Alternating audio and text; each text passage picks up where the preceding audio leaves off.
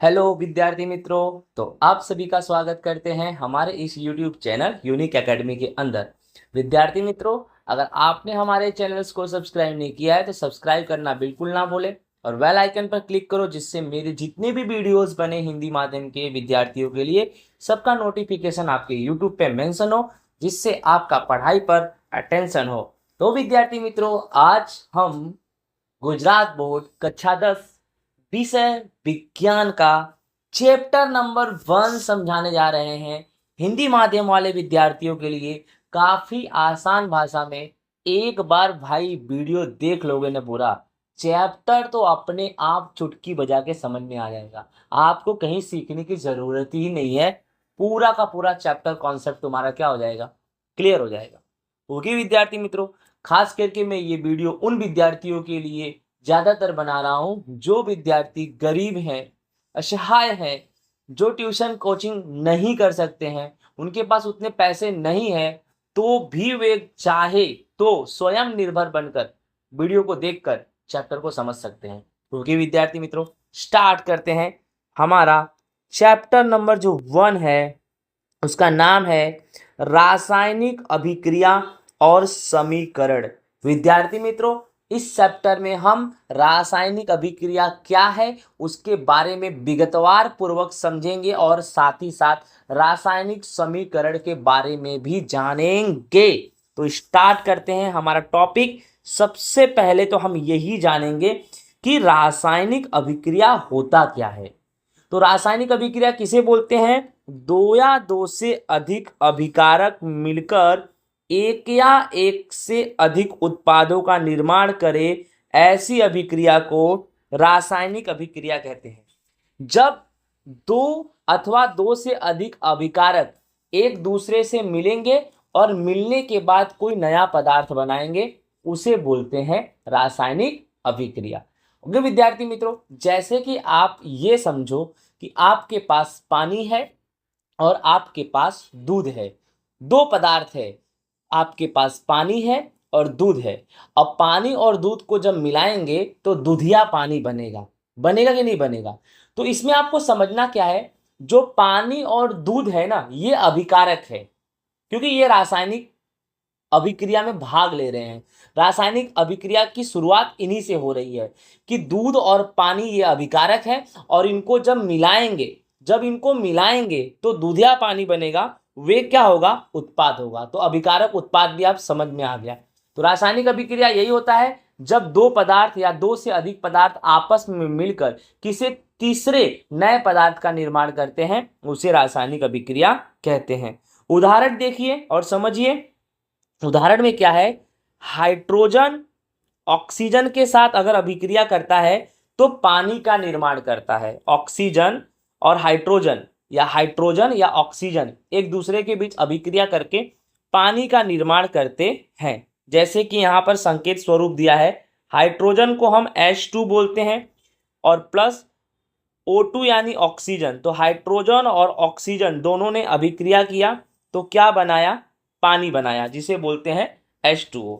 तो जो H2 और O2 है, जो हाइड्रोजन और ऑक्सीजन है, ये तुम्हारा अभिकारक है और जो H2O जो पानी का निर्माण हुआ वो तुम्हारा उत्पाद है। ओके, क्लियर हो गया? अब देखो यहाँ पर ये आपका हाइड्रोजन है और ये आपका ऑक्सीजन है। हाइड्रोजन के दो मॉलिक्यूल और इसके भी, और क्या बना देंगे? वाटर, यानी पानी का निर्माण करेंगे। अब जानते हैं कि अभिकारक क्या है। तो सिंपल सी बात, वे पदार्थ जो रासायनिक अभिक्रिया में भाग लेते हैं उसे हम अभिकारक कहते हैं। रासायनिक अभिक्रिया में जो भाग लेता है उसे हम अभिकारक कहते हैं। जैसे इसके अंदर H2 और O2 ये रासायनिक अभिक्रिया में भाग लेते हैं, तो इसे हम क्या बोलेंगे? अभिकारक हम कहेंगे। ठीक है विद्यार्थी मित्रों। उसके बाद ऊपर दिए गए उदाहरण में H2 और O2 ये अभिकारक है, मैंने आपको बता दिया। ठीक है, अब उसके बाद हम जानेंगे उत्पाद। उत्पाद क्या है? तो उत्पाद किसे बोलते हैं? रासायनिक अभिक्रिया के अंत में जिस पदार्थ का निर्माण होता है उसे हम उत्पाद कहते हैं। अर्थात रासायनिक अभिक्रिया जब पूर्ण हो जाती है उसके बाद जो कोई नवा पदार्थ बनता है उसी को हम उत्पाद बोलते हैं। ऊपर दिए गए उदाहरण में H2O उत्पाद है, पानी उत्पाद है। देखो ये देखो, H2O2 या अभिकारक है, इनके बीच अभिक्रिया हुआ, अभिक्रिया पूरा होने के बाद H2O यानी पानी बना, वो पानी क्या है, उत्पाद। आई होप विद्यार्थी मित्रों आप सभी को अच्छे से समझ में आ रहा होगा। अब अन्य उदाहरण भी जानते हैं। अन्य उदाहरण में जैसे C यानी कार्बन, ठीक है, और O2 यानी ऑक्सीजन। तो कार्बन ऑक्सीजन के साथ अभिक्रिया करेगा तो कार्बन डाइऑक्साइड बनाएगा। यहाँ पर C का मतलब होता है कार्बन या ठोस अवस्था में होता है, O2 मतलब ऑक्सीजन गैस अवस्था में होता है, और CO2 यानी कार्बन डाइऑक्साइड ये भी गैस अवस्था में होता है विद्यार्थी मित्रों। ओके, एक और उदाहरण समझते हैं। Mg यानी मैग्नीशियम, O2 यानी ऑक्सीजन, ठीक है, अभिक्रिया करेगा तो MgO यानी मैग्नीशियम ऑक्साइड बनाएगा। मैग्नीशियम ऑक्सीजन के साथ अभिक्रिया करके मैग्नीशियम ऑक्साइड बनाता है विद्यार्थी मित्रों। ओके, अब यहां पर जो Mg है वह मैग्नीशियम है जो ठोस अवस्था में है, MgO वह मैग्नीशियम ऑक्साइड है और वह भी ठोस अवस्था में होता है विद्यार्थी मित्रों। ओके,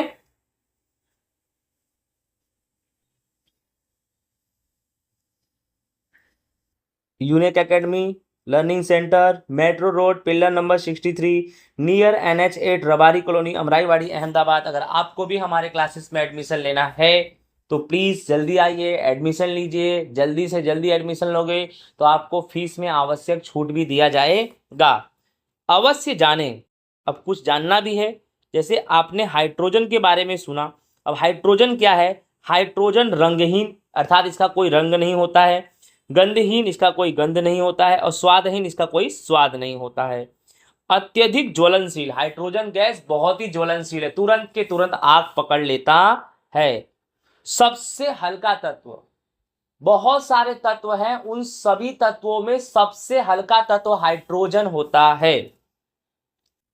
रॉकेट के ईंधन के रूप में उपयोगी, जो रॉकेट होता है जो नीचे से लॉन्च करते हैं ऊपर की तरफ, तो उस रॉकेट में जो ईंधन का यूज करते हैं वह ईंधन हाइड्रोजन ही होता है, जिससे रॉकेट ऊपर जाता है, और ये सबसे हल्का भी है। ठीक है विद्यार्थी मित्रों, ऑक्सीजन के बारे में भी जान जाओ।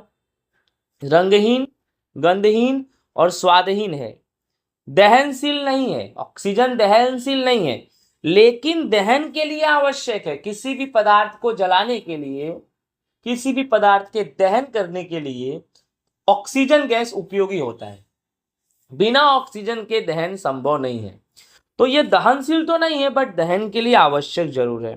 हमारे वायुमंडल में 21% ऑक्सीजन पाया जाता है। थोड़ा और जान जाते हैं, मैग्नीशियम के बारे में जान जाते हैं। शरीर के लिए आवश्यक है, अर्थात हमारे शरीर के लिए मैग्नीशियम आवश्यक है, और साथ ही साथ हड्डियों और दांतों के लिए भी ये काफी आवश्यक है। आप जो कोलगेट करते हो ना, टूथपेस्ट जो यूज करते हैं ना, उसमें भी मैग्नीशियम पाया जाता है। अर्थात बोल सकते हैं हड्डियों के लिए और दांतों के लिए आवश्यक है। पौधों के विकास के लिए भी मैग्नीशियम आवश्यक माना जाता है। थोड़ा और जानते हैं, MgO का मतलब होता है मैग्नीशियम ऑक्साइड। मैग्नीशियम ऑक्साइड यह क्षारीय होता है, यह एक सफेद कलर का पाउडर यानी चूर्ण होता है, और साथ ही साथ यह ठोस होता है।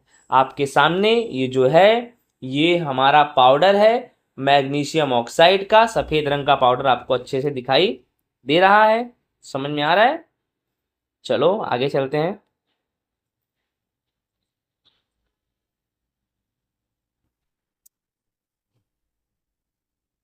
नेक्स्ट हमारा टॉपिक है, रासायनिक अभिक्रिया को भौतिक विधि से बदल नहीं सकते हैं।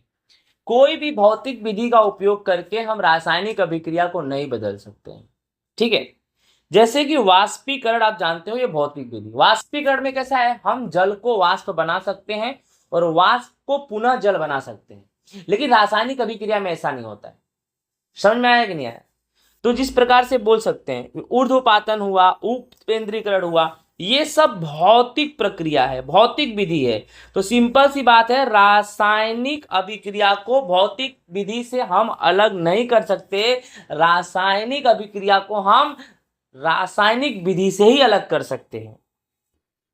नेक्स्ट टॉपिक, रासायनिक अभिक्रिया का महत्व पढ़ते हैं। अर्थात विद्यार्थी मित्रों, हमारे दैनिक जीवन में रासायनिक अभिक्रिया के महत्व भी हैं। जिसमें पहला नंबर है लकड़ी का जलना। लकड़ी को जला के तो खाना बनाते हो, ठीक है। देखते हैं। नोद, लकड़ी जो है ना वह ऑक्सीजन के साथ अभिक्रिया करती है और कार्बन डाइऑक्साइड, पानी और ऊर्जा का निर्माण करती है। पहले ये जानो कि रासायनिक अभिक्रिया को हम देख नहीं सकते। भौतिक अभिक्रिया को तो हम देख सकते हैं, बट रासायनिक अभिक्रिया को हम देख नहीं सकते। तो लकड़ी जब जलता है ना तो उसके बीच रासायनिक अभिक्रिया होती है जिसे हम देख तो नहीं सकते। लकड़ी पहले ऑक्सीजन के साथ अभिक्रिया करेगी, देख लोगे नहीं देख पाओगे, रासायनिक अभिक्रिया है ना भैया।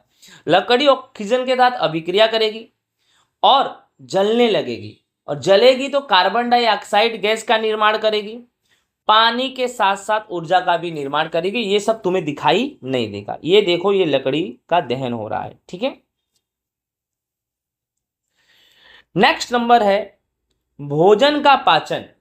भाई भोजन का पाचन या भोजन का पचना, तो भोजन का पचना भी हमारे लिए बहुत ही आवश्यक है, और भोजन का पचना रासायनिक अभिक्रिया के द्वारा ही संभव है। तो रासायनिक अभिक्रिया का ये महत्व हो गया। नोट, शरीर में एंजाइम होता है जिसकी सहायता से भोजन पचता है। विद्यार्थी मित्रों, हमारे शरीर में एंजाइम्स पाए जाते हैं जिसको हिंदी में उस्तेचक बोलते हैं। क्या बोलते हैं? उस्तेचक।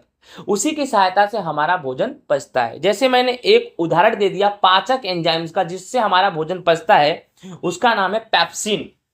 बहुत सारे एंजाइम्स होते हैं, पेप्सिन होता है, ट्रिप्सिन होता है, एमाइलेज होता है। तो ये सब पाचक एंजाइम्स है। पेप्सिन पाचक एंजाइम्स है जिसकी सहायता से हमारे शरीर के अंदर, हमारे पेट के अंदर का भोजन पचता है।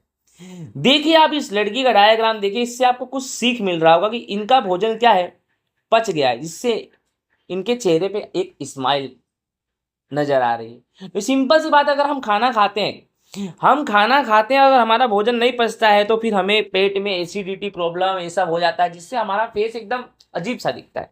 लेकिन पच जाता है तो फिर भाई अच्छी बात है, ठीक है।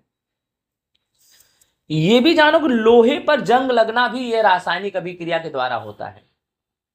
नोट, लोहा पहले ऑक्सीजन और पानी के साथ अभिक्रिया करता है। पहले लोहा ऑक्सीजन और पानी के साथ अभिक्रिया करेगा, जिससे लोहे पर एक परत इकट्ठा होता है और उसे हम बोलते हैं जंग। जंग किसे बोलेंगे? लोहा ऑक्सीजन और पानी के साथ अभिक्रिया करेगा जिससे लोहे पर एक परत इकट्ठा होगी, जिसे हम जंग कहते हैं। जंग का सूत्र होता है Fe2O3। इसे आयरन ऑक्साइड या फेरिक ऑक्साइड बोलते हैं। तो जंग जो है यानी लोहे के सतह के ऊपर लगता है, वह एक प्रकार का ऑक्साइड होता है। उस ऑक्साइड का नाम है आयरन अथवा फेरिक ऑक्साइड। लोहे के ऊपर भूरा कलर का जंग लगता है, तांबे के ऊपर हरा कलर का जंग लगता है, चांदी के ऊपर काला कलर का जंग लगता है। देखो पहला नंबर जो है लोहा है। अब आप ध्यान से देखो कि लोहे पर जो है कौन सा जंग लगा है। पहला नंबर आपको डायग्राम दिखाई दे रहा है, ये लोहे पर देखो भूरा कलर का जंग आपको दिखाई दे रहा है। दिखाई दे रहा है कि नहीं दिखाई दे रहा है? फिर दूसरा नंबर है तांबा। तांबे पे देखो आपको हरा कलर, ध्यान से देखो तो आपको दिखाई देगा हरा कलर का जंग दिखाई दे रहा है। दिखाई दे रहा है ना? लोहे पे कौन सा है भाई? भूरा कलर। उसके बाद जो ये है सिल्वर यानी चांदी, चांदी पर देखो, ये देखो सिल्वर है, देखो कौन सा कलर है? काला कलर। ठीक है, समझ में आया ना? चलो आगे चलते भैया। दूध से दही बनना, भैया दूध से दही बनना भी रासायनिक अभिक्रिया का एक उदाहरण है। और दूध से दही बनाते हैं तो हमारे लिए ही उपयोगी है वो, ये हमारे लिए महत्वपूर्ण है। नोट, जीवाणु लैक्टोज दूध में लैक्टिक एसिड का निर्माण करते हैं। अर्थात विद्यार्थी मित्रों, दूध के अंदर एक जीवाणु पाया जाता है, उसका नाम है लैक्टोज। वह लैक्टोज जीवाणु दूध के अंदर अभिक्रिया करता है और अभिक्रिया करके दूध के अंदर एक एसिड का निर्माण करता है। उस एसिड का नाम है लैक्टिक एसिड। और इसी कारण से, इसी अभिक्रिया के फलस्वरूप दूध में से दही बनता है, दूध से दही का निर्माण होता है। विद्यार्थी मित्रों, दही का उपयोग तो आप जानते ही हो, ठीक है।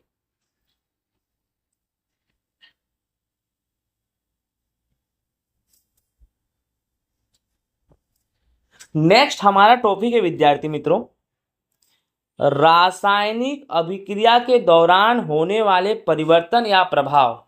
यानी विद्यार्थी मित्रों, जब भी रासायनिक अभिक्रिया होता है तो क्या होता है, तो रासायनिक अभिक्रिया जब भी होगा तो अवस्था में परिवर्तन हो जाता है। अवस्था में क्या हो जाता है, परिवर्तन। रंग में भी क्या हो जाता है, परिवर्तन। तापमान में भी क्या होता है, परिवर्तन। और कोई भी रासायनिक अभिक्रिया होती है तो कोई ना कोई गैस तो निकलता ही है, यानी गैस का उत्सर्जन। यानी रासायनिक अभिक्रिया के फलस्वरूप जब रासायनिक अभिक्रिया होती है तो अवस्था में परिवर्तन हो सकता है, रंग में परिवर्तन हो सकता है, तापमान में परिवर्तन हो सकता है, गैस का उत्सर्जन हो सकता है। अवस्था में परिवर्तन का मतलब कैसा है, जैसे इस चीज को आप समझोगे तो मैं आपको बताऊं।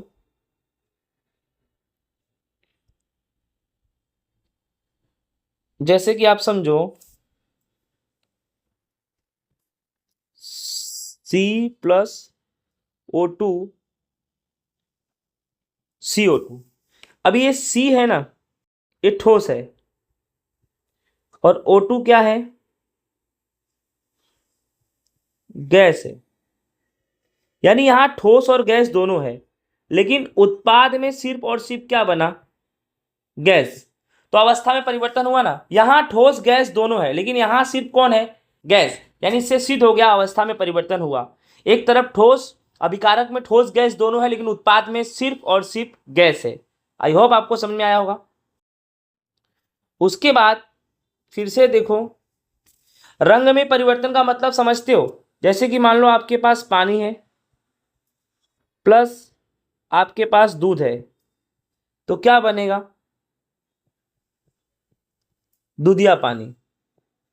तो यहां पर देखो दूध का कलर अलग है और पानी का कलर अलग है, लेकिन यहां पर सिर्फ दूधिया पानी एक कलर मिला। यहां दो कलर है, पहला पानी का कलर, दूसरा दूध का, लेकिन यहां पे सिर्फ एक कलर मिला, जिससे रंग परिवर्तन तो हुआ।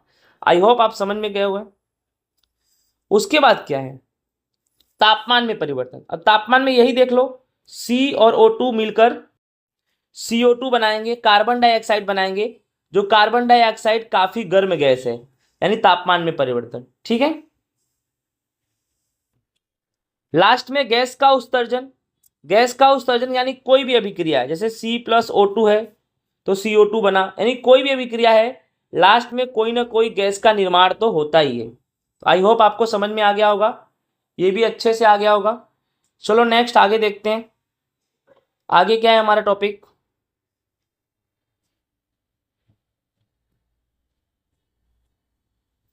रासायनिक समीकरण। अब रासायनिक समीकरण क्या है विद्यार्थी मित्रों, इसके बारे में जानते हैं कि रासायनिक अभिक्रिया को हम रासायनिक समीकरण के द्वारा दर्शाते हैं। कोई भी रासायनिक अभिक्रिया है उसे हम रासायनिक समीकरण से दर्शाते हैं। समीकरण का मतलब ये होता है, जैसे मैं बोलूं कि आप समझो, जैसे मैं बोलूं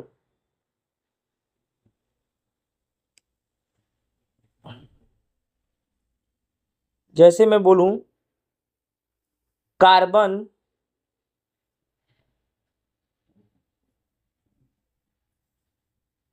ऑक्सीजन के साथ अभिक्रिया करके, कार्बन ऑक्सीजन के साथ अभिक्रिया करके कार्बन डाइऑक्साइड गैस का निर्माण करता है। बोलो, कार्बन ऑक्सीजन के साथ अभिक्रिया करके कार्बन डाइऑक्साइड गैस का निर्माण करता है। अब इसे समीकरण में कैसे दर्शाएंगे, तो कार्बन यानी C, ऑक्सीजन यानी O2 और ये CO2, ये तुम्हारा हो गया समीकरण। तो समझ में आया ना आपको विद्यार्थी मित्रों कि रासायनिक अभिक्रिया को रासायनिक समीकरण से दर्शाते हैं। अभिकारक और प्रतीक का उपयोग करते हैं। थोड़ा यहाँ है अभिकारक और उत्पादों का प्रतीक का उपयोग किया जाता है। जैसे यहाँ पे अभिकारक है C+O2, तो कार्बन का प्रतीक क्या हुआ C और ऑक्सीजन का प्रतीक क्या हुआ O2, और उत्पाद है कार्बन डाइऑक्साइड, उसका प्रतीक हुआ CO2। यानी सिंपल सी बात है कि रासायनिक अभिक्रिया को रासायनिक समीकरण के द्वारा दर्शाते हैं, और अभिकारक और उत्पाद जो भी होते हैं उनका सांकेतिक स्वरूप भी लिखा जाता है, उनकी अवस्था भी दर्शाई जाती है। यानी अवस्था का मतलब विद्यार्थी मित्रों ये होता है जैसे सी है तो सी यानी एस, एस यानी सॉलिड, और O2 यानी गैस, जी यानी गैस, और कार्बन डाइऑक्साइड यानी जी, जी यानी गैस। यानी सिंपल सी बात है, एस जो होता है अर्थात ठोस, और एल हो तो द्रव, जी हो तो गैस, और AQ हो तो जलीय विलयन, एक्वस सॉल्यूशन यानी जलीय विलयन। समझ में आया? ओके।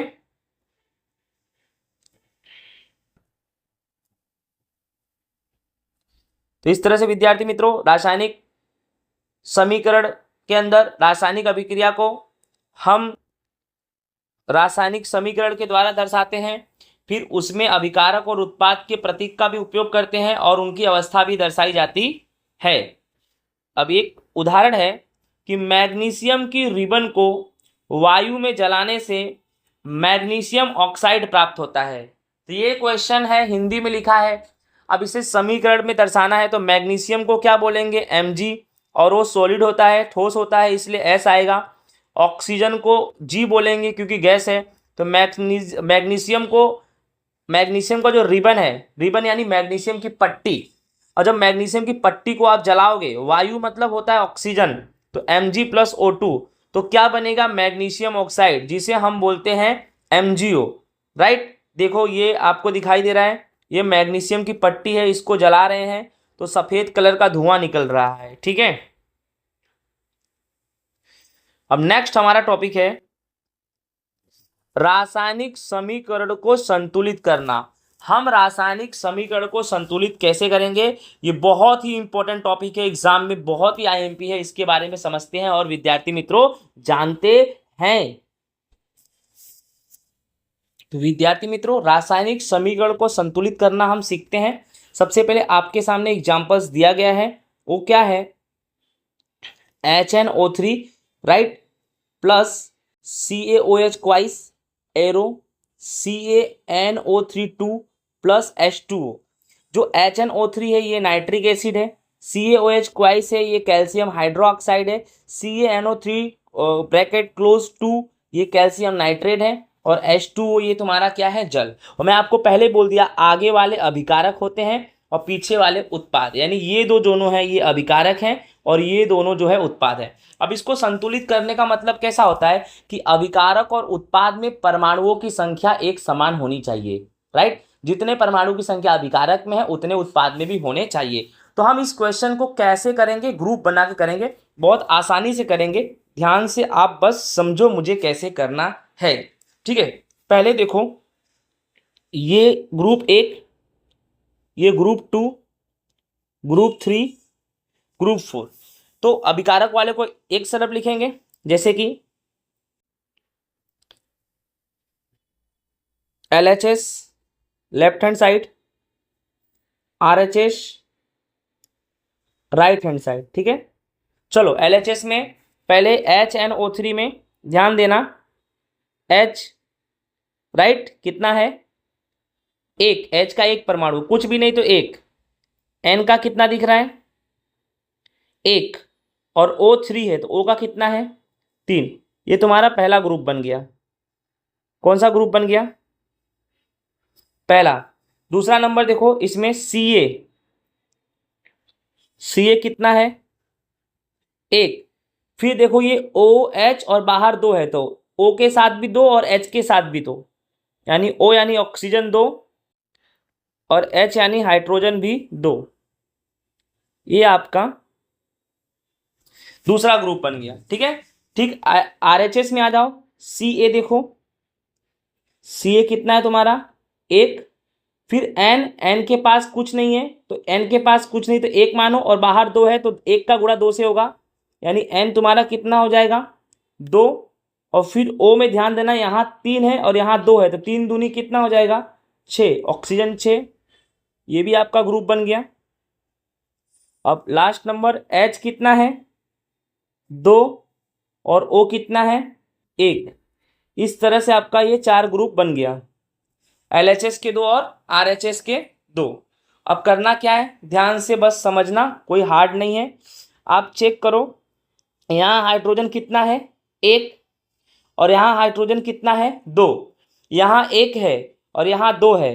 तो ये हाइड्रोजन को जो 1 को 2 करना है तो क्या करेंगे हम 2 से गुणा करेंगे। क्या करेंगे 2 से गुणा। अब 2 से गुणा करने पे 2 1 कम 2 यानी हाइड्रोजन कितना हो गया 2। फिर ये नाइट्रोजन भी 2 1 कम 2 नाइट्रोजन भी कितना हो जाएगा 2 और ऑक्सीजन 3 है तो 2 तिहाई 6 ऑक्सीजन कितना हो जाएगा 6। यानी ये तो मालूम पड़ गया। अब चेक करो हाइड्रोजन देखो 2 और यहाँ भी हाइड्रोजन 2 बराबर है। नाइट्रोजन 2 देख लो यहाँ भी नाइट्रोजन 2 बराबर है। ऑक्सीजन 6 और यहाँ पर ऑक्सीजन 6। अभी यहाँ तक तो सब कुछ बराबर ही है, टिक मार दिया जितने भी बराबर है। ठीक है, अब आगे देखो कैल्शियम 1 है और यहाँ भी कैल्शियम 1 है बराबर है। अब यहाँ ऑक्सीजन 2 है और भैया यहाँ ऑक्सीजन 1 है, यहाँ 2 है यहाँ 1 है तो क्या करेंगे 2 से गुणा। चलो अब 2 से गुणा करेंगे तो हाइड्रोजन यहाँ तो 2 पहले से था, अब 2 दूनी कितना हो जाएगा 4 हाइड्रोजन और ऑक्सीजन 1 है 1 2 के कितना हो जाएगा 2। अब फिर से चेक कर लेते हैं एक बार फिर से, हाइड्रोजन यहाँ 2 और यहाँ हाइड्रोजन कितना हो गया भैया 4 हो गया। ठीक है, लेकिन आप समझो यहाँ हाइड्रोजन 4 है तो यहाँ भी हाइड्रोजन 4। देखो ये हाइड्रोजन 2 यहाँ दिख रहा है और नीचे भी हाइड्रोजन 2 दिख रहा है तो 2 2 कितना हो गया 4, यानी हाइड्रोजन तो कंप्लीट हो गया ना कंप्लीट। फिर नाइट्रोजन देखो ये 1 है सॉरी 2 है और यहाँ भी N 2 है यानी ए भी डन हो गया भाई। ऑक्सीजन देखो यहाँ कितना है 6, ठीक है यहाँ 6 है और यहाँ पर 2 है तो 6 और 2 कितना हो गया 8 और यहाँ पर भी देखो ऑक्सीजन 6 है और देखो यहाँ पर ऑक्सीजन कितना है 2, यानी ऑक्सीजन की भी कहानी हो गई पूरी। ठीक है, अब कैल्शियम चेक करो, यहाँ देखो कैल्शियम 1 है यहाँ भी कैल्शियम 1 है, कैल्शियम पूरा, ऑक्सीजन तो कंप्लीट ही हो गया है, हाइड्रोजन भी कंप्लीट हो गया है, यानी बैलेंस हो गया भाई। यानी सिंपल सी बात है, जो पहला वाला अभिकारक है उसको 2 से गुणा कर देंगे तो इसके आगे लगा देंगे हम 2 और चौथा वाला ग्रुप यानी H2O इसके भी आगे हम क्या लगा देंगे 2। इस तरह से हमारा जो समीकरण है वह क्या हो गया बैलेंस। ये क्या है गया यहाँ पे हम 2 लगा देंगे और यहाँ भी हम 2 लगा देंगे 2 और ये 2 और हमारा समीकरण क्या हो गया विद्यार्थी मित्रों बैलेंस हो गया। आई होप आपको समझ में आ गया होगा।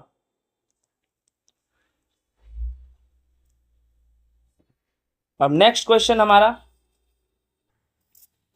देखिए, नेक्स्ट क्वेश्चन जो हमारा है NaOH जिसको बोलते हैं सोडियम हाइड्रोक्साइड, H2SO4 यानी सल्फ्यूरिक एसिड, Na2SO4 यानी सोडियम सल्फेट और H2O यानी पानी। जो आगे है वो अभिकारक है और जो पीछे है वह उत्पाद है, यानी 2 अभिकारक और 2 उत्पाद। तो भैया कैसे करेंगे हम बैलेंस, आपको अच्छे से मालूम होना चाहिए, ध्यान से समझते हैं। सबसे पहले तो ग्रुप बनाएंगे, ये आएगा इधर LHS और इधर आएगा RHS। चलो भैया ग्रुप बनाओ। पहले तो देखो ये Na है ना, Na यानी सोडियम कितना है 1 है, फिर O है ऑक्सीजन कितना है 1 है, फिर H यानी हाइड्रोजन कितना है 1 है। ये आपका बन गया अभिकारक का पहला ग्रुप। ठीक है, ठीक उसी प्रकार दूसरा ग्रुप बनाते हैं। ये देखो H कितना है 2, H 2 है, ठीक है,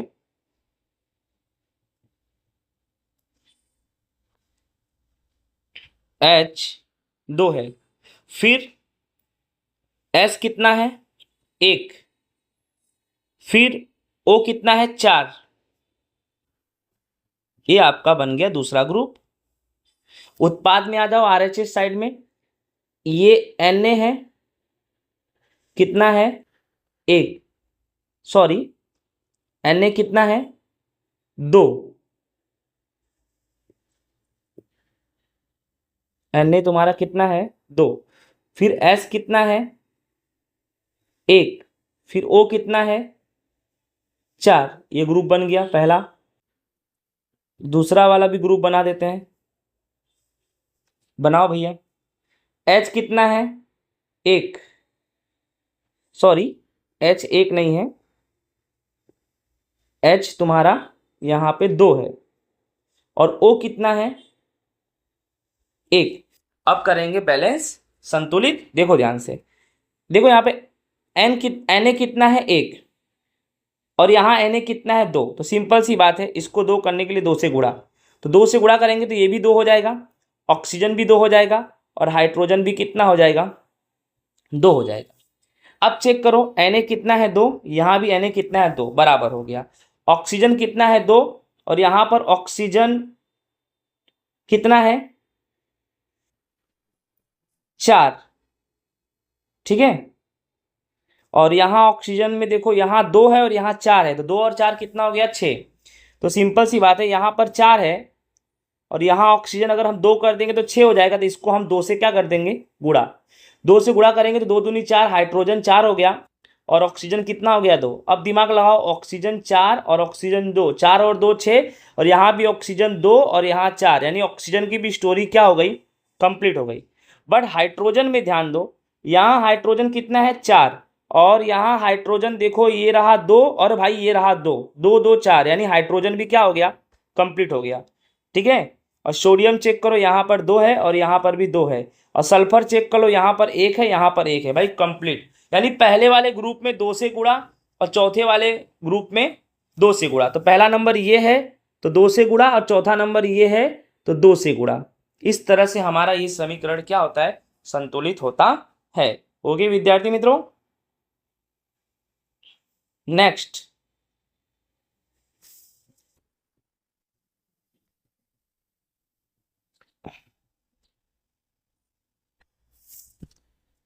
तो विद्यार्थी मित्रों, ये जो हमारा सी है जिसमें NaCl, AgNO3, AgCl, NaNO3, NaCl को बोलते हैं सोडियम क्लोराइड, AgNO3 को बोलते हैं सोडियम नाइट्रेट, AgCl को बोलते हैं सिल्वर क्लोराइड, और NaNO3 को बोलते हैं सोडियम नाइट्रेट। इसको हम संतुलित करेंगे विद्यार्थी मित्रों।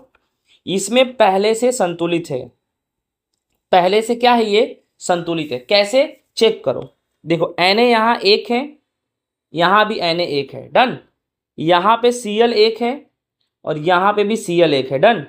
यहाँ Ag 1 है, यहाँ भी Ag 1 है, डन। यहाँ पे N 1 है और यहाँ पे भी N 1 है, डन। यहाँ ऑक्सीजन 3 है और यहाँ भी ऑक्सीजन 3 है। यानी ऑलरेडी पहले से ही ये रासायनिक अभिक्रिया संतुलित है, पहले से ही ये रासायनिक अभिक्रिया संतुलित है विद्यार्थी मित्रों। नेक्स्ट चलते हैं भाई,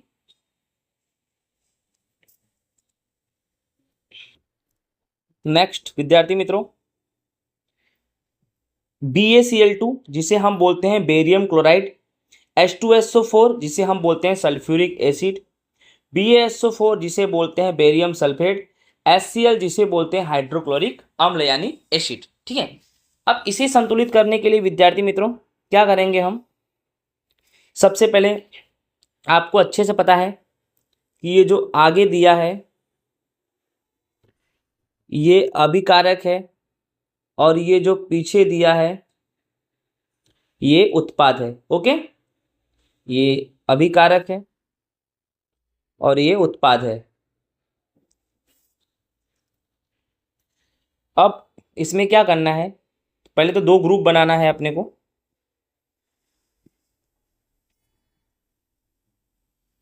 दो ग्रुप बनाना है। चलो पहले नंबर देखो, पहले इधर आएगा LHS, इधर आएगा RHS। पहले देखो Ba, तो Ba कितना है, 1 है।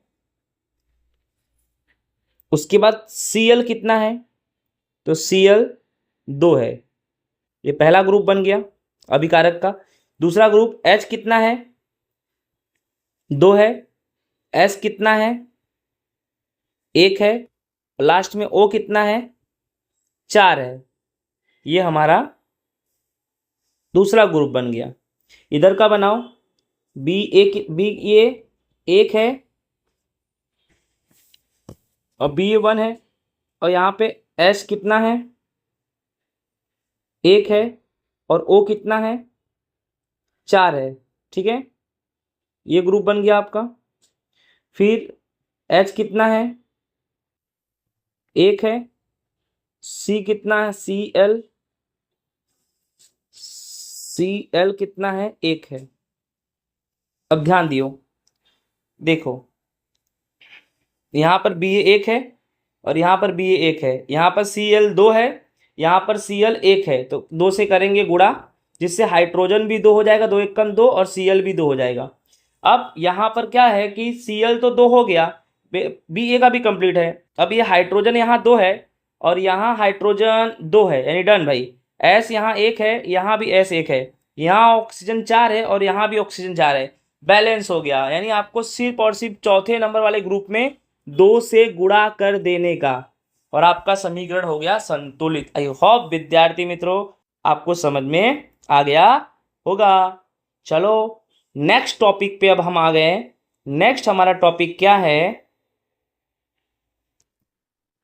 रासायनिक समीकरण को संतुलित करना क्यों आवश्यक है। अभी आपने सीखा कि रासायनिक समीकरण को संतुलित क्यों करते हैं, अरे सॉरी कैसे करते हैं, तो क्यों आवश्यक है, तो अभिकारक और उत्पाद के परमाणु की संख्या बराबर हो जाती है। अभी आपने यही सीखा कि रासायनिक समीकरण को संतुलित करने से अभिकारक और उत्पाद के परमाणु की संख्या बराबर हो जाती है। ओके विद्यार्थी मित्रों, साथ ही साथ द्रव्यमान भी बराबर हो जाता है, द्रव्यमान भी बराबर हो जाता है, द्रव्यमान भी बराबर हो जाता है। ओके, अब नेक्स्ट पढ़ेंगे हम रासायनिक अभिक्रिया के प्रकार। तो विद्यार्थी मित्रों रासायनिक अभिक्रिया के मुख्य 5 प्रकार है, जिसमें पहला नंबर है संयोजन अभिक्रिया, दूसरा नंबर है वियोजन अभिक्रिया, तीसरा नंबर है विस्थापन अभिक्रिया, चौथा नंबर है द्विविस्थापन अभिक्रिया और पांचवा नंबर है अपचयन और उपचयन। उपचयन को रेडॉक्स अभिक्रिया भी बोलते हैं। अब हम एक एक अभिक्रिया के बारे में डिटेल में पढ़ेंगे। तो स्टार्ट हमारा पहला नंबर टॉपिक है, प्रकार में पहला नंबर है संयोजन अभिक्रिया।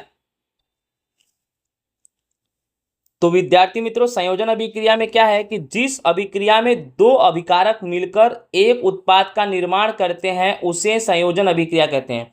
याद रखना इसमें 2 अभिकारक मिलेंगे और एक ही उत्पाद का निर्माण करेंगे, उसे बोलेंगे संयोजन। देख लिए 2 अभिकारक एक उत्पाद, 2 अभिकारक एक उत्पाद, 2 अभिकारक एक उत्पाद, C+O2 CO2, Mg+O2 MgO और H2O2 H2O, राइट। इसको बोलते हैं कोयले का दहन। C+O2 यानी कोयले का दहन, MgO2 यानी मैग्नीशियम ऑक्साइड का निर्माण होता है, H2O2 मिलता है तो पानी का निर्माण होता है। और ये सब हमारा संयोजन अभिक्रिया के उदाहरण है। और आपको संतुलित करना मैंने सिखा दिया है, तो आपको इतना दिमाग आ जाना चाहिए कि संतुलित कैसे करते हैं। जैसे ये देखो, यहाँ कार्बन 1 है, यहाँ भी कार्बन 1 है, यहाँ ऑक्सीजन 2 है, यहाँ ऑक्सीजन 2, ये बराबर है। यहाँ मैग्नीशियम 1 है, यहाँ भी मैग्नीशियम 1 है, यहाँ ऑक्सीजन 2 है बट यहाँ पे ऑक्सीजन 1 है। तो इस ऑक्सीजन को 2 करने के लिए आगे 2 से गुणा करेंगे, तो जिससे तुम्हारा ऑक्सीजन तो 2 हो गया बट मैग्नीशियम भी 2 हो गया, तो इसके भी आगे हम 2 से गुणा करके इसको संतुलित कर देंगे। यहाँ देखिए, यहाँ हाइड्रोजन 2 है और यहाँ हाइड्रोजन 2 है, बराबर है। यहाँ ऑक्सीजन 1 है लेकिन यहाँ ऑक्सीजन 2 है लेकिन यहाँ ऑक्सीजन 1 है, तो 2 से गुणा करेंगे तो 2 ऑक्सीजन हो जाएगा। लेकिन हाइड्रोजन 4 हो गए तो इसको हम यहाँ 2 से गुणा करेंगे तो 2। इस तरह से संतुलित करने तो आपको आ गया होगा। ठीक है विद्यार्थी मित्रों, और नेक्स्ट हमारा टॉपिक है वियोजन अभिक्रिया के बारे में अब हम जानते हैं। अब वियोजन अभिक्रिया में क्या है, जब एक अभिकारक टूटकर 2 या 2 से अधिक उत्पाद का निर्माण करे तो उसे वियोजन अभिक्रिया कहते हैं। बोलो वियोजन अभिक्रिया किसे बोलेंगे, जब एक अभिकारक टूटेगा और 2 या 2 से अधिक, यानी यहाँ अभिकारक 1 होगा और उत्पाद 2 भी हो सकता है, 2 से ज्यादा भी हो सकता है, तो ऐसे अभिक्रिया को वियोजन अभिक्रिया बोलते हैं। उदाहरण में देखो CaCO3 जिसको बोलते हैं कैल्शियम कार्बोनेट चूने का पत्थर, एक ही अभिकारक है। अब ये टूटेगा तो 2 या 2 से अधिक उत्पाद बनाएगा। तो पहला उत्पाद CaO जिसे बोलते हैं कैल्शियम ऑक्साइड और दूसरा नंबर CO2 जिसे बोलते हैं कार्बन डाइऑक्साइड। यानी एक अभिकारक टूट के 2 या 2 से अधिक उत्पाद का निर्माण इसमें करता है। ठीक है, अब वियोजन अभिक्रिया के भी 3 प्रकार है। एक होता है उष्मीय वियोजन, एक होता है विद्युत वियोजन और एक होता है प्रकाशीय वियोजन। सबसे पहले हम पढ़ेंगे उष्मीय वियोजन के बारे में। तो जिस अभिक्रिया में जो अभिकारक है उसको तोड़ेंगे, किसकी सहायता से तोड़ेंगे भाईजान, उष्मा की सहायता से, तो उसे बोलेंगे उष्मीय वियोजन। अब एक उदाहरण समझ जाओ, जैसे CaCO3 कैल्शियम कार्बोनेट चूने का पत्थर है, इसको उष्मा की सहायता से तोड़ेंगे तो CaO यानी कैल्शियम ऑक्साइड और CO2 यानी कार्बन डाइऑक्साइड का निर्माण होगा। ये सेम टू सेम ऊपर वाला जो ये है उदाहरण ऐसे ही है, ठीक है। उसके बाद क्या है हमारा, उसके बाद हमारा है विद्युत वियोजन।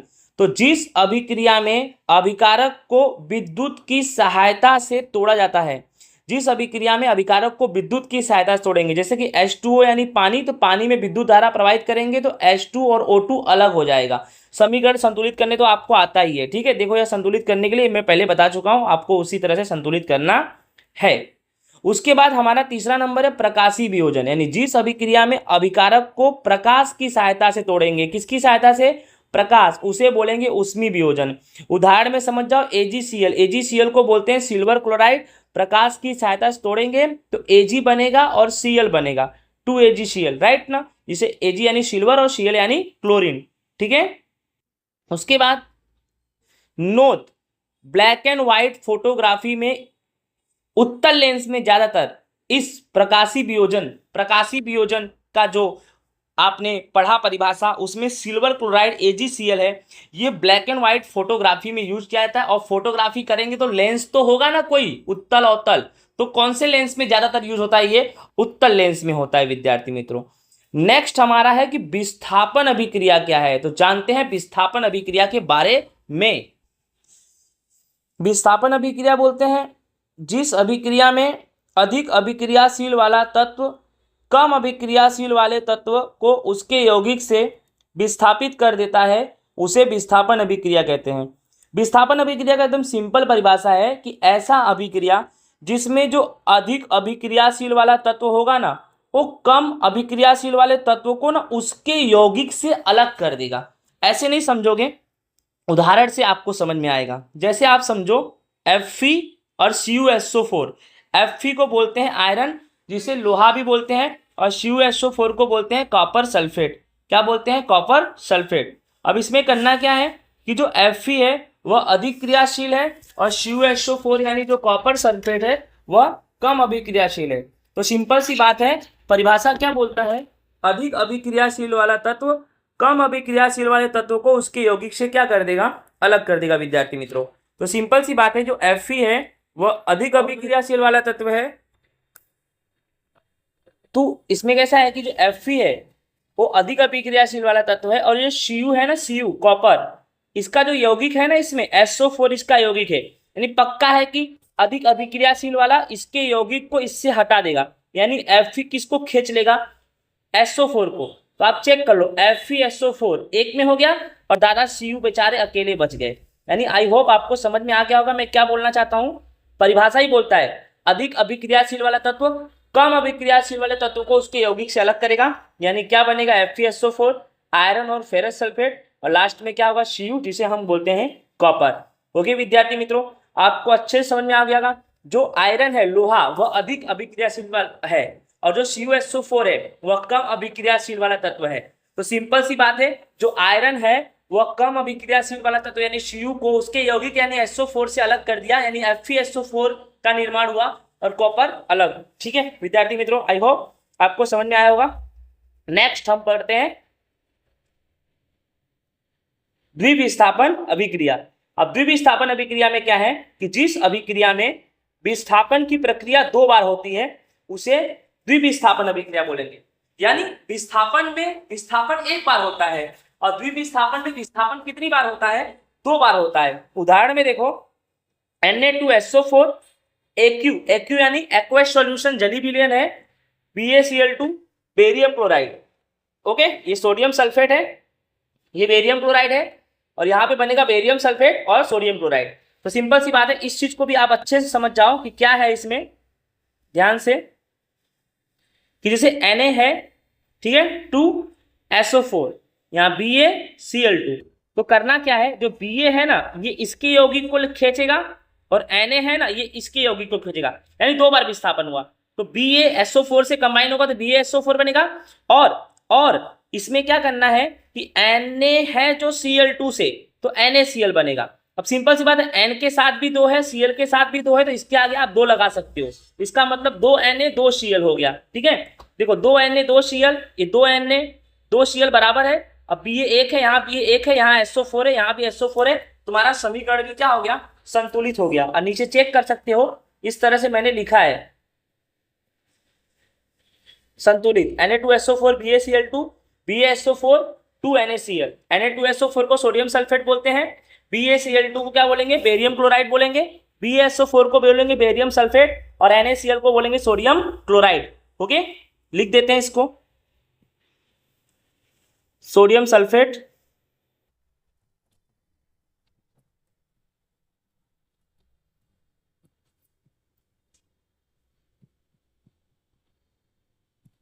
बेरियम क्लोराइड,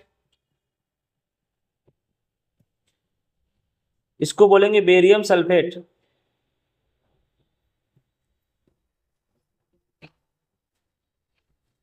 इसे बोलेंगे सोडियम क्लोराइड।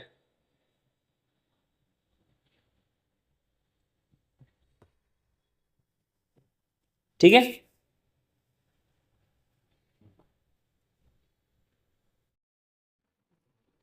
तो विद्यार्थी मित्रों नेक्स्ट हमारा जो टॉपिक है वो है अपचयन और उपचयन। उपचयन को हम रेडॉक्स भी बोलते हैं, रेडॉक्स अभिक्रिया। ठीक है, सबसे पहले हम जानेंगे अपचयन क्या होता है। तो हाइड्रोजन में वृद्धि और ऑक्सीजन में कमी, सिंपल सी बात है, राइट, कि जिस अभिक्रिया में हाइड्रोजन में वृद्धि होती है और ऑक्सीजन में कमी होती है उस अभिक्रिया को अपचयन कहते हैं। उदाहरण में जैसे CuO कॉपर ऑक्साइड और प्लस इसमें हाइड्रोजन है। ओके, ये कुछ भी नहीं है, ठीक है, सिर्फ H2 है भाई। तो CuO कॉपर ऑक्साइड में हाइड्रोजन प्लस किया, यानी आप चेक करो हाइड्रोजन में वृद्धि हुई, ठीक है, और ऑक्सीजन में कमी। ठीक है, तो सिंपल सी बात है, ऐसा मैं आपको बता रहा हूं, पूरा ध्यान से समझो कि इसमें क्या है, हाइड्रोजन में वृद्धि होगी और ऑक्सीजन में कमी होगी। देखो क्या बना, Cu यानी कॉपर और H2O, यानी देखो यहां पर हाइड्रोजन में क्या हुआ, वृद्धि हुआ, हाइड्रोजन में क्या हुआ, वृद्धि। ठीक है, उसके बाद यानी यहां समझ में आ गया आपको कि CuO प्लस H2, तो यहां पर देखिए हाइड्रोजन प्लस हो रहा है, हाइड्रोजन में वृद्धि, यानी समझ जाना ऑक्सीजन में क्या हुआ, कमी। ठीक है, उसके बाद दूसरा नंबर क्या है, उपचयन, जिसे हम रेडॉक्स अभिक्रिया भी बोलते हैं। इसमें क्या होगा, ऑक्सीजन में होगी वृद्धि और हाइड्रोजन में होगी कमी। तो चेक करो C+O2, ये देखिए CO2 आपको अच्छे से दिख रहा है कि यहाँ पर ऑक्सीजन में क्या हो रही है, वृद्धि हो रही है। इसके अलावा भी एक है, देखो ZnO zinc oxide plus C, तो ZnO और CO, देखो यहाँ भी ऑक्सीजन में क्या हो रही, वृद्धि, यहाँ ऑक्सीजन में वृद्धि, यहाँ ऑक्सीजन वृद्धि और यहाँ हाइड्रोजन वृद्धि। अब ऑक्सीजन में वृद्धि तो हाइड्रोजन में कमी, और हाइड्रोजन में वृद्धि तो ऑक्सीजन में कमी। आपको समझ में आ गया होगा। ओके विद्यार्थी मित्रों, नेक्स्ट हमारा टॉपिक है संक्षारण यानी जंग, जिसका रासायनिक सूत्र मैं आपको बता दिया हूं, Fe2O3, Fe2O3, इसे इसका क्या है, रासायनिक सूत्र है। ठीक है, तो संक्षारण यानी जंग होता है। पहले परिभाषा को क्लियर करते हैं कि जब कोई धातु नमी, वायु, पानी, अम्ल इत्यादि से अभिक्रिया करती है या संपर्क में आती है तो धातु के ऊपर एक परत इकट्ठा हो जाती है जिसे हम संक्षारण कहते हैं। ओके विद्यार्थी मित्रों, संक्षारण किसे बोलेंगे, जब कोई धातु नमी, वायु, पानी, अम्ल इत्यादि से अभिक्रिया करती है या उनके संपर्क में आती है तो धातु के ऊपर एक परत इकट्ठा हो जाती है जिसे हम बोलते हैं संक्षारण यानी जंग। और लोहे पर भूरा रंग का परत चढ़ता है, तांबा यानी कॉपर पर हरा रंग का चढ़ता है, चांदी यानी सिल्वर पर काला रंग का चढ़ता है। ठीक है, उसके बाद क्या है हमारा विकृत गंधिता क्या है भाई, जानते हैं। जब वसायुक्त, वसायुक्त यानी जिस पदार्थ में फैट हो, वसा हो, जब वसायुक्त और तैलीय पदार्थ आपस में एक दूसरे से मिलते हैं अथवा संपर्क में आते हैं तब वह पदार्थ खराब हो जाता है, उसमें से दुर्गंध आने लगती है, साथ ही साथ वह पदार्थ खट्टा हो जाता है, इसे हम विकृत गंधिता कहते हैं। तो विकृत गंधिता किसे बोलेंगे? जब वसायुक्त और तैलीय पदार्थ ये दोनों आपस में एक दूसरे से मिलेंगे या संपर्क में आएंगे तो वह पदार्थ खराब हो जाएगा, उसमें से दुर्गंध आने लगेगा, या वह पदार्थ खट्टा हो जाएगा, इसे हम विकृत गंधिता कहते हैं। उदाहरण, वेफर खाते ही हो, चिप्स। वेफर के पैकेट में जब वसा और तेल एक दूसरे से संपर्क में आते हैं तो वह पदार्थ यानी वह वेफर, वह चिप्स खराब हो जाता है, क्योंकि वेफर में वसा भी होता है, तेल भी होता है। अगर वो दोनों एक दूसरे के संपर्क में आएंगे, मिलेंगे, तो वो खराब हो जाएंगे। ठीक है।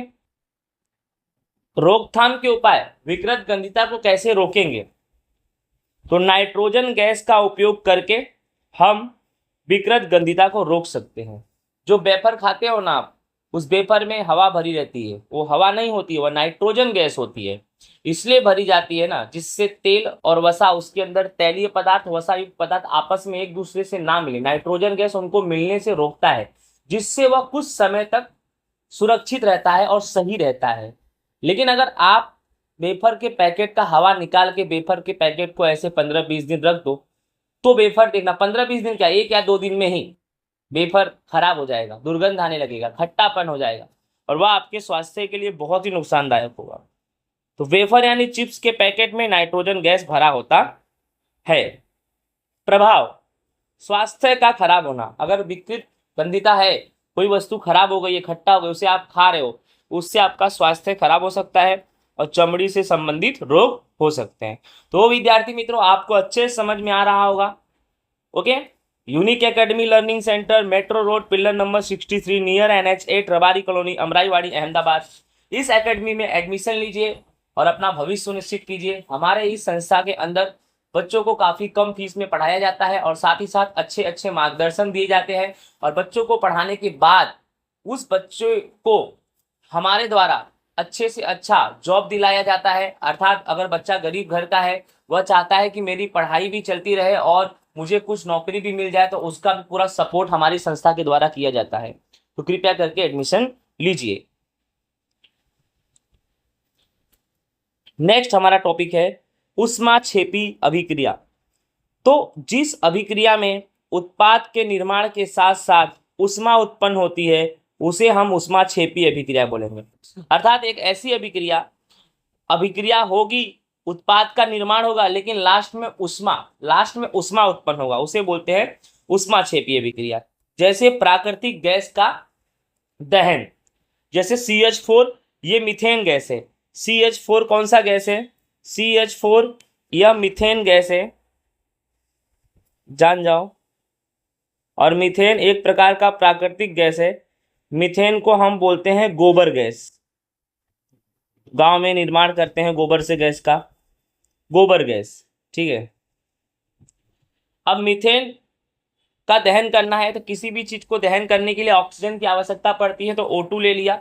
तो जब मीथेन का दहन करेंगे तो सबसे पहले कार्बन डाइऑक्साइड गैस का निर्माण होगा, साथ ही साथ H2O यानी पानी का निर्माण होगा, और ऊष्मा यानी गर्मी का भी निर्माण होगा। बस परिभाषा का कॉन्सेप्ट क्लियर हुआ कि ऊष्मा, जिस अभिक्रिया में उत्पाद के निर्माण के साथ साथ ऊष्मा उत्पन्न होती है, तो ऊष्मा तो उत्पन्न हुई ना। ठीक है। अब इसे संतुलित करना है तो आपको पता होना चाहिए, जैसे यहाँ पर CH4 है, तो CH4 यहाँ है। अब इसमें आप संतुलित करना है, तो ये देखो संतुलित कर दिया हूँ। आप खुद चेक कर सकते हो कि कैसे संतुलित किया गया है। सपोज करो कि यहाँ C1 है, तो यहाँ भी C1 है, यहाँ O2 है, यहाँ भी O2 है, यहाँ H4 है, तो यहाँ पर H2 ही है। जब यहाँ पे H2 है तो इसके आगे क्या लगा देंगे? 2। अब देख लीजिए, 2 हो गया ऑक्सीजन, राइट। और हाइड्रोजन कितना हो गया? 4 हो गया। और देखो यहाँ पर हाइड्रोजन 4 है और यहाँ भी हाइड्रोजन 4 हो गया। ठीक है। अब यहाँ पर कार्बन 1 है और यहाँ कार्बन 1 है। ऑक्सीजन देखो, यहाँ ऑक्सीजन कितना है? 2 है। और यहाँ ऑक्सीजन कितना है? 2 यहाँ 2 यहाँ, यानी 4 है। तो इसके आगे भी आप 2 लगा दो, तो तुम्हारा समीकरण क्या हो गया? संतुलित हो गया। ओके।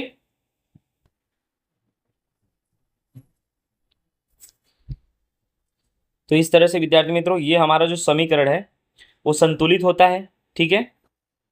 आगे हमारा टॉपिक क्या है ये भी जान जाते हैं कि ये ऊष्मा छेपी था। और एक चीज और भी जानो, बहुत आईएमपी है, कि उष्मा छेपी अभिक्रिया को थर्मिट अभिक्रिया कहते हैं। कौन सी अभिक्रिया कहते हैं? थर्मिट। और थर्मिट अभिक्रिया का जो उपयोग होता है रेलवे की पटरी बनाने में होता है। रेलवे की पटरी बनाने में किस अभिक्रिया का उपयोग होता है? तो थर्मिट अभिक्रिया का उपयोग होता है। उसका समीकरण है Fe2O3, फिर Al, Fe, Al2O3 और प्लस देखिए यहाँ पर भी क्या उत्पन्न हुआ? उष्मा, जिससे ये प्रूफ हो गया कि उष्मा उत्पन्न हो रहा है, तो उष्मा छेपी ही है, इसे थर्मिट अभिक्रिया भी कहते हैं। अब इसको बैलेंस करना है तो आप समझ जाओ। जैसे समझो कि पहले ये समीकरण मान लो पूरा लिख दिया, ठीक है। जैसे मान लो यहाँ Fe कितना है? 2 है, राइट। और यहाँ Fe कितना है? सिंगल है। यहाँ Fe कितना है? 2 है। और यहाँ Fe सिंगल है, तो इसके आगे हम 2 लगा देंगे, ठीक है, हो गया। फिर अब आप समझो, यहाँ एल्यूमिनियम 2 है और यहाँ Al2 है, ये तो क्लियर हो चुका, यानी Al2 यहाँ है, यहाँ हमें 2 लगाना पड़ा, तो एल्यूमिनियम भी 2 हो गया। प्लस ऑक्सीजन 3 है और यहाँ ऑक्सीजन 3 है। इस तरह से ये समीकरण तुम्हारा क्या हो गया? संतुलित हो गया। ओके, समझ में आया? आगे देखते हैं।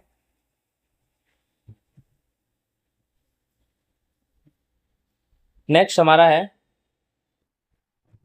ऊष्माशोषी अभिक्रिया। जिस अभिक्रिया में अभिकारक को तोड़ने के लिए प्रकाश, ऊष्मा, विद्युत की आवश्यकता होती है, उसे ऊष्माशोषी अभिक्रिया कहते हैं। अर्थात विद्यार्थी मित्रों, जिस अभिक्रिया में अभिकारक को तोड़ने के लिए प्रकाश की, ऊष्मा की, विद्युत की आवश्यकता होती है, उसे ऊष्माशोषी अभिक्रिया कहते हैं। इससे ऊष्मा का शोषण होता है। इसमें अर्थात ऊष्माशोषी अभिक्रिया में ऊष्मा का शोषण होता है और इसे वियोजन अभिक्रिया भी कहते हैं। क्योंकि आपने वियोजन अभिक्रिया में देखा कि वियोजन अभिक्रिया में 3 प्रकार था, एक प्रकाशीय वियोजन, एक ऊष्मी वियोजन और एक विद्युतीय वियोजन। अर्थात ऊष्माशोषी अभिक्रिया को वियोजन अभिक्रिया भी कहते हैं। ओके विद्यार्थी मित्रों, और इसमें ऊष्मा का शोषण होता है। जैसे CaCO3 कैल्शियम कार्बोनेट, चूने का पत्थर, ठीक है, इसको अगर हम तोड़ते हैं तो तोड़ने के लिए आपको अच्छे से मालूम है कि चूने का पत्थर, इसको गर्मी देनी पड़ेगी। गर्मी यानी इसे क्या देनी पड़ेगी? उष्मा देनी पड़ेगी। तो जिससे CO कैल्शियम ऑक्साइड और प्लस CO2 कार्बन डाइऑक्साइड का निर्माण होगा। और सीधी बात है, आप चेक करो, इसमें कोई भी उष्मा उत्पन्न हो रही नहीं है, यानी इसमें उष्मा का शोषण हो जा रहा है। ओके विद्यार्थी मित्रों, इस तरह से हमारा ऊष्माशोषी अभिक्रिया होता है पूरा। इसमें और भी लिख सकते हो, जैसे आप समझो कि ये उष्मा का है, और एक प्रकाश का भी लिख सकते हो, और एक विद्युत का भी लिख सकते हो। अर्थात ऊष्माशोषी अभिक्रिया में 3 उदाहरण लिख सकते हो, ये एक उष्मा वाला और एक प्रकाश वाला, एक विद्युत वाला। यानी आपको मैं बताऊं आगे जो हमने टॉपिक कवर किया था,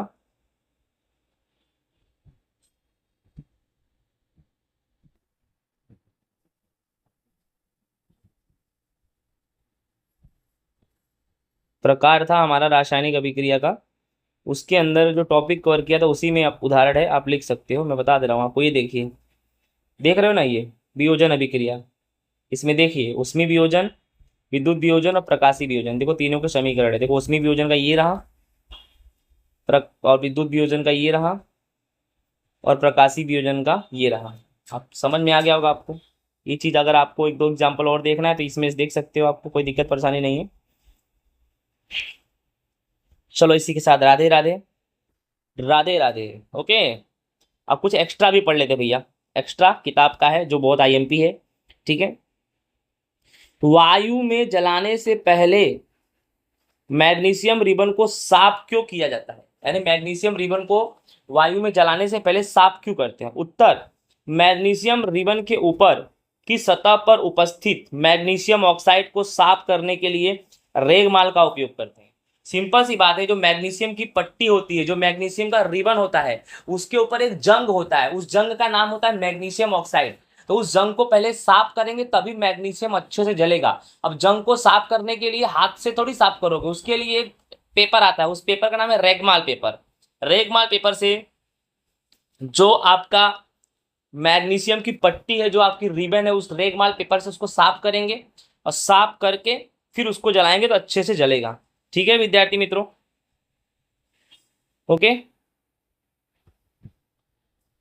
अब नेक्स्ट हमारा क्वेश्चन है, निम्न रासायनिक अभिक्रिया को संतुलित करो और उसका समीकरण भी लिखो।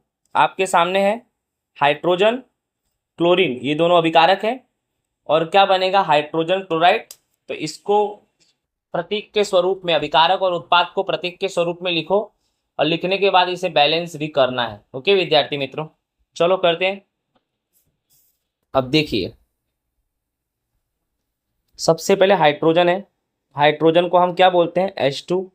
फिर क्लोरीन है, क्लोरीन एक गैस है जिसको हम बोलेंगे Cl2। दोनों के बीच अभिक्रिया होगा तो हाइड्रोजन क्लोराइड बनेगा, हाइड्रोजन क्लोराइड को बोलेंगे हम HCl। ठीक है, अब यहाँ देखो हाइड्रोजन कितना है 2, और यहाँ हाइड्रोजन 1 है तो इसके आगे लगा देंगे 2, तो हो गया। ठीक है, अब 2 हाइड्रोजन है तो क्लोरीन भी कितना हो गया 2 हो गया, और यहाँ पर क्लोरीन पहले से कितना है 2 है, यानी ये आपका समीकरण क्या हो गया संतुलित हो गया। मैंने लिख भी दिया और समीकरण को मैंने संतुलित भी कर दिया। ठीक है, ओके, आई होप आपको समझ में आया होगा। नेक्स्ट देखते हैं, नेक्स्ट क्या है, बेरियम क्लोराइड और एल्यूमिनियम सल्फेट लो, दोनों के बीच अभिक्रिया कराओ तो बेरियम सल्फेट और एल्यूमिनियम क्लोराइड प्राप्त होगा। चलो इसे भी देखते हैं। पहले चलो इसको हम लिखते हैं, बेरियम क्लोराइड को क्या बोलेंगे BaCl2, ये बेरियम क्लोराइड है। फिर एल्यूमिनियम सल्फेट को क्या बोलेंगे Al2SO4 होल थ्राइस। ठीक है, इसको क्या बोलेंगे Al2SO4 होल थ्राइस। अब क्या बनेगा, क्या बनेगा भाई, बेरियम सल्फेट यानी BaSO4, और लास्ट में क्या है एल्यूमिनियम क्लोराइड। ठीक है, किसे बोलेंगे AlCl3। ठीक है, लिख दिया गया आपका barium chloride BaCl2, aluminium sulphate Al2SO4 whole thrice, और बेरियम सल्फेट बना तो BaSO4 फिर AlCl3 एल्यूमिनियम क्लोराइड। ठीक है, इसे बैलेंस करते हैं अब। ओके,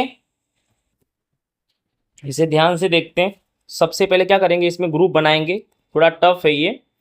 जैसे इसमें पहले तो देखो ध्यान से कि जो Ba है वो 1 है, और जो Cl है वो 2 है, ये तुम्हारा हो गया ग्रुप नंबर 1।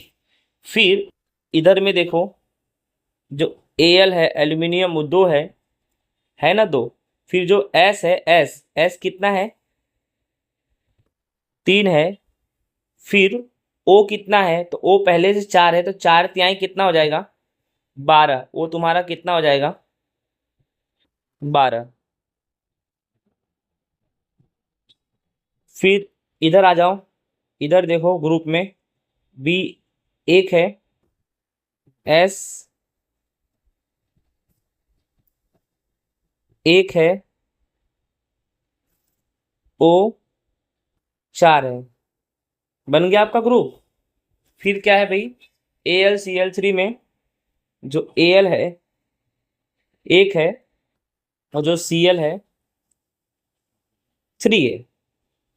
अब क्या करना है ध्यान से समझो, जैसे Ba है, यहाँ पर Ba 1 है तो बराबर है, यहाँ Cl 2 है और यहाँ Cl कितना है 3 है। ठीक है, तो सिंपल सी बात है। अब इसको समझते हैं, अब दिमाग लगाओ, यहाँ 2 है और यहाँ 3 है, तो 2 को तो हम 3 कर नहीं सकते, 3 को 2 नहीं कर सकते, तो कुछ ऐसा करो जिससे Cl बराबर हो जाए। जैसे दिमाग लगाओ, अगर मैंने 3 से गुणा कर दिया तो तुम्हारा Cl कितना हो गया 6 हो गया, और इसको मैंने 2 से गुणा कर दिया तो तुम्हारा Cl कितना हो गया 6, यानी Cl की स्टोरी कंप्लीट। अब ये Ba कितना हो गया 3। ठीक है, अब Ba जब अगर 3 हो गया, यहाँ Ba 1 है तो इसको भी हमें 3 से क्या करना पड़ेगा गुणा, तुम्हारा Ba कितना हो गया 3 हो गया। ठीक है, अब Ba की स्टोरी कंप्लीट हो गई तुम्हारी, राइट। Ba की स्टोरी कंप्लीट, देखो यहाँ पर Ba कितना है 3, और यहाँ भी Ba कितना है 3, Cl कितना है 6, यहाँ भी Cl कितना है 6। अब चेक करते हैं, यहाँ पे एल्यूमिनियम कितना है 2, और यहाँ पर एल्यूमिनियम कितना है, देखो 2 1 कम 2, यहाँ भी एल्यूमिनियम 2 हो गया। अब S कितना है 3, अब यहाँ पर भी S 3 है, एक बार चेक कर लेते हैं, हाँ 3 है, देखो 3 से गुणा हो जाएगा तो ये कितना हो जाएगा 3, ये भी डन हो गया। और ऑक्सीजन कितना है 12। ठीक है, और यहाँ चेक करो तो हाँ यस ये 4 है, ये 3 है, तो 4 तिहाई कितना हो जाएगा 12, यानी सिंपल सी बात है, पहले वाला जो ग्रुप है उसको 3 से गुणा करेंगे, ठीक है, और दूसरे में कोई गुणा नहीं करेंगे। तीसरे वाले ग्रुप को किससे गुणा करेंगे? 3 से गुणा करेंगे। और लास्ट वाले ग्रुप को किससे गुणा करेंगे? 2 से गुणा करेंगे। इस तरह से हमारा समीकरण क्या हो गया? संतुलित हो गया। ठीक है विद्यार्थी मित्रों, नेक्स्ट हमारा क्या है? सोडियम तथा जल, सोडियम और जल क्या बनेगा? सोडियम हाइड्रोक्साइड और प्लस कौन सी गैस निकलेगी? हाइड्रोजन। चलो इसको भी देखते हैं। देखो, सोडियम को क्या बोलेंगे हम? Na। जल को क्या बोलेंगे? H2O। क्या बनेगा? सोडियम हाइड्रोक्साइड, इसे बोलेंगे NaOH और प्लस कौन सी गैस निकलेगी? हाइड्रोजन। अब चेक करो, यहाँ Na बराबर है, ठीक है, यहाँ H2 है और यहाँ H2 है। देखो, तो यहाँ हाइड्रोजन 2 है पर यहाँ हाइड्रोजन 1 है। यहाँ हाइड्रोजन कितना है? 2 और यहाँ 1 है। अगर इसके आगे मैं 2 लगा दूंगा तो तुम्हारा हाइड्रोजन यहाँ 2 हो गया और यहाँ भी 2, यानी 2 2 4 हाइड्रोजन हो गया। अब 4 हाइड्रोजन हो गया तो यहाँ पे हाइड्रोजन तो 2 ही है, तो इसके आगे भी 2 लगा देंगे तो हाइड्रोजन 4 और यहाँ भी हाइड्रोजन 4। बट सोडियम भी कितना हो गया? 2। इसके आगे 2 लगा दो तो सोडियम भी तुम्हारा कितना हो गया? 2। ठीक है, समझ में आ रहा है कि नहीं आ रहा है? अब चेक कर लो आप लोग, 2 सोडियम 2 सोडियम। अब चेक कर लो, हाइड्रोजन 4 और यहाँ भी 2 हाइड्रोजन ये और 2 हाइड्रोजन ये 4। और फिर चेक करो यहाँ पर, देखो ऑक्सीजन है, ये इसके आगे क्या लगा है? 2, तो ऑक्सीजन 2 और यहाँ भी 2 लगा है तो ऑक्सीजन 2। इस तरह से ये तुम्हारा समीकरण क्या होता है? संतुलित होता है। ठीक है, समीकरण लिख भी दिया और उसे हमने बैलेंस भी कर दिया। अब नेक्स्ट है क्वेश्चन 3। निम्नलिखित अभिक्रियाओं को उनकी अवस्था के संकेतों के साथ संतुलित रासायनिक समीकरण के साथ लिखना है।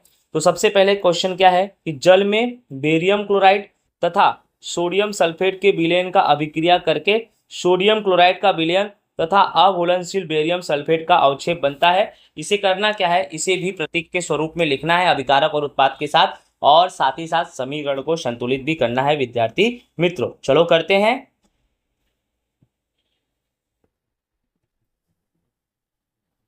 सबसे पहले आप क्या करेंगे? जो क्वेश्चन है कि जल में बेरियम क्लोराइड BaCl2, इसे बोलेंगे बेरियम क्लोराइड। ये जली विलयन है इसलिए हम AQ लिख दे रहे हैं। फिर है बेरियम क्लोराइड के बाद सोडियम सल्फेट, इसे क्या बोलेंगे? Na2SO4। ये सोडियम सल्फेट है, ये भी एक जली विलयन है इसीलिए AQ लिख दिया। दोनों के बीच अभिक्रिया हुई तो क्या बना? सोडियम क्लोराइड, जिसे हम बोलेंगे NaCl प्लस अघुलनशील बेरियम सल्फेट को क्या बोलेंगे? BaSO4।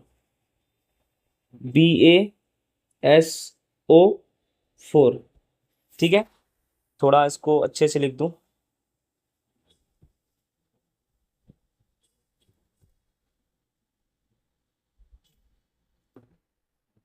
NaCl फिर BaSO4। ये तुम्हारा सबसे पहले barium chloride plus sodium sulphate ले लिया, ठीक है, और अभिक्रिया किया तो सोडियम क्लोराइड बना NaCl और प्लस अघुलनशील बेरियम सल्फेट को क्या बोलेंगे? BaSO4। ये पानी में घुलता नहीं है इसीलिए अघुलनशील इसे बेरियम सल्फेट बोलते हैं। ठीक है, अब हम इसे क्या करेंगे? बैलेंस करेंगे। ओके, ध्यान से सबसे पहले चेक करो। तो यहाँ पर क्या है कि अपना जो बेरियम क्लोराइड है और सोडियम सल्फेट है और दोनों के बीच अभिक्रिया होता है सोडियम क्लोराइड और अघुलनशील बेरियम सल्फेट बनता है। ठीक है, इसे हम बैलेंस करेंगे। बैलेंस आप सीख गए हो, फिर से देख लो। यहाँ पर Ba कितना है? 1 है और यहाँ पे Ba कितना है? 1 है। ठीक है, यहाँ Cl कितना है? 2 है और यहाँ Cl कितना है? 1 है। तो इसके आगे 2 लगा दिया तो Cl कितना हो गया तुम्हारा? 2। लेकिन अब क्या हुआ? Na कितना हो गया? 2 और यहाँ पर भी Na ऑलरेडी पहले से 2 है और यहाँ पर S कितना है? 1। यहाँ पे भी S 1 है, यहाँ O4 है और यहाँ भी O4 है, यानी तुम्हारा ये जो इक्वेशन है वो क्या हो गया? बैलेंस हो गया। तो आई होप आपको अच्छे से ये समझ में आ गया होगा, राइट ना? चलो नेक्स्ट टॉपिक करते हैं, छेल्ला जो हमारा है उसके बारे में हम जानते हैं। तो ये क्या है हमारा कि सोडियम हाइड्रोक्साइड का विलयन, राइट ना, और हाइड्रोक्लोरिक अम्ल के विलयन का अभिक्रिया करके हम सोडियम क्लोराइड का विलयन तथा जल बनाते हैं, इसको हम समीकरण लिखते हैं जिसमें अभिकारक और उत्पाद को प्रतीक को दर्शाएंगे और साथ ही साथ उसको हम बैलेंस करेंगे। हमारा टॉपिक होगा इसके बाद कंप्लीट। ओके, देखिए सबसे पहले क्या है हमारा सोडियम हाइड्रोक्साइड, जिसको हम क्या बोलते हैं NaOH। फिर हाइड्रोक्लोरिक अम्ल को क्या बोलेंगे HCl। दोनों के बीच अभिक्रिया कराएंगे तो क्या बनेगा सोडियम क्लोराइड NaCl, और साथ ही साथ जल का निर्माण होगा यानी H2O। समीकरण को बैलेंस करते हैं, ध्यान से समझिए, ठीक है। सबसे पहले यहाँ पर Na एक है, यहाँ भी Na एक है, ठीक है। यहाँ पर O एक है, यहाँ भी O एक है, यहाँ पर H है और यहाँ भी H है। सबसे पहले ध्यान से देखो, यहाँ H यानी 2, यहाँ भी 2 है, राइट ना। ओके, तो सबसे पहले इसको बैलेंस करने के लिए हमें क्या करना पड़ेगा उसको हम देखते हैं, ध्यान से समझते हैं।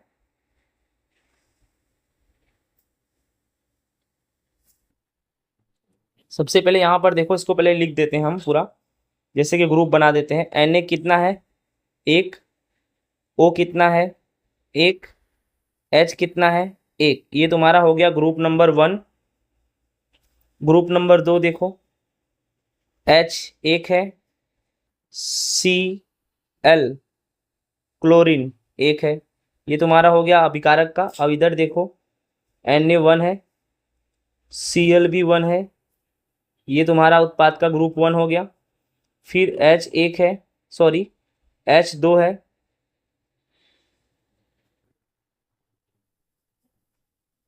H 2 है और Cl 1 है, सॉरी H 2 है और ऑक्सीजन 1 है। ये 4 ग्रुप बन गया। चलो बैलेंस करते हैं, ठीक है। अब देखो यहाँ पर Na 1 है, यहाँ भी Na 1 है, बराबर है। ऑक्सीजन यहाँ 1 है, यहाँ भी ऑक्सीजन 1 है, अभी तक तो बराबर है। यहाँ हाइड्रोजन 1 है और यहाँ हाइड्रोजन 2 है, तो क्या करेंगे इसको 2 से गुणा करेंगे, ठीक है। अब 2 से गुणा करेंगे तो Na कितना हो गया 2 हो गया, ऑक्सीजन भी कितना हो गया 2 हो गया, और हाइड्रोजन कितना हो गया 2 हो गया, ठीक है। अब इतना समझ में आया। अब क्या करेंगे हम यहाँ पर चेक करेंगे, आगे देखते हैं। अब इधर एक चीज़ ध्यान रखो कि ऑक्सीजन कितना हो गया, यहाँ पे 2 हो गया। Na तो समझ में आ गया, ऑक्सीजन 2 हो गया, यहाँ ऑक्सीजन 1 है, तो इसको 2 से गुणा करो तो हाइड्रोजन कितना हो जाएगा 4 और ऑक्सीजन कितना हो जाएगा 2। अब ये हाइड्रोजन 4 हो गया, ठीक है, तो यहाँ भी हाइड्रोजन 4 ही है। अब चेक कर लो, यहाँ हाइड्रोजन, यहाँ टोटल हाइड्रोजन कितना हो गया 4, और यहाँ हाइड्रोजन कितना है, ये रहा हाइड्रोजन 2 और यहाँ पर 1 है, तो 2 करने के लिए 2 से गुणा करना पड़ेगा। 2 1 कम 2। अब देखो हाइड्रोजन कितना 2 और 2 कितना हो गया 4, और यहाँ भी हाइड्रोजन 4 है, ठीक है। अब ऑक्सीजन 2, यहाँ भी ऑक्सीजन 2 है, ठीक है। अब यहाँ क्लोरीन कितना है 1 है, और यहाँ क्लोरीन कितना है 1 है, तो बराबर है, ठीक है। लेकिन यहाँ पर टोटल सोडियम कितना बता रहा है 2 बता रहा है, यहाँ सोडियम 1 है, तो 2 से गुणा कर देंगे तो देख लो सोडियम भी 2 हो गया और क्लोरीन भी कितना हो गया 2। अब चेक कर लो ध्यान से, देखो Na तुम्हारा कितना है 2, ठीक है। यहाँ भी चेक कर लो Na कितना है 2, ऑक्सीजन यहाँ कितना है आपका 2, चेक कर लो ऑक्सीजन 2, हाइड्रोजन कितना यहाँ पे 2 और नीचे भी 2, 2 और 2 4, और यहाँ भी हाइड्रोजन कितना हो गया तुम्हारा 4। समझ में आ रहा है। अब क्लोरीन कितना है 2 1 कम 2 2, और यहाँ भी क्लोरीन कितना है 2, यानी आपका समीकरण क्या हो गया संतुलित हो गया। तो आई होप आपको अच्छे से समझ में आया होगा। विद्यार्थी मित्रों, इस तरह से हमारा कक्षा 10 NCERT विषय विज्ञान का चैप्टर नंबर 1 रासायनिक अभिक्रिया एवं समीकरण का टॉपिक होता है पूरा। आई होप आपको अच्छे से समझ में आया होगा। ओके, तो आप मेरे वीडियो को पूरी तरह से देखिए। पूरी तरह से वीडियो देखने के बाद आपको कहीं भी जाने की जरूरत नहीं है, चैप्टर आपको अच्छे से समझ में आ जाएगा। इसी के साथ मिलेंगे नेक्स्ट वीडियो में नेक्स्ट चैप्टर के साथ। जय हिंद, राधे राधे।